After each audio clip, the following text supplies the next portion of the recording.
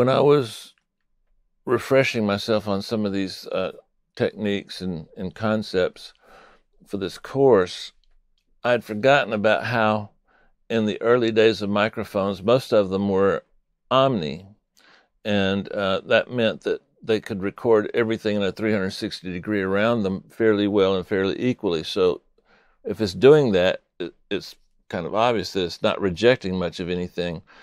An omni microphone works great in a great sounding room. They do a lot of things that we discussed earlier better than the other types of microphones.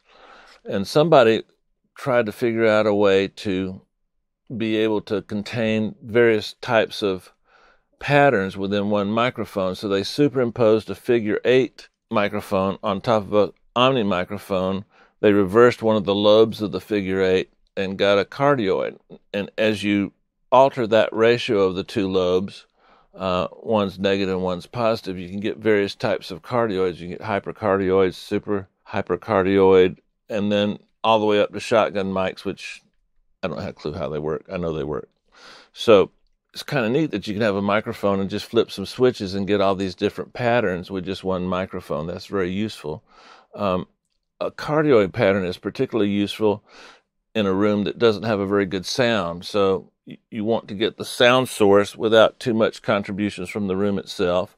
If you've got a better sounding room, the Omni gives you the options to use a certain amount of that sound to enhance your recording. And then the figure 8 pattern by itself is usually contained in a ribbon microphone, and it has very good side rejection. So all of these patterns, you can use your imagination, and you can kind of guess where they work. Obviously, the cardioid is going to work good for live situations, and the Omni wouldn't be good in a live situation. So the patterns aren't necessarily giving us a better sounding vocal.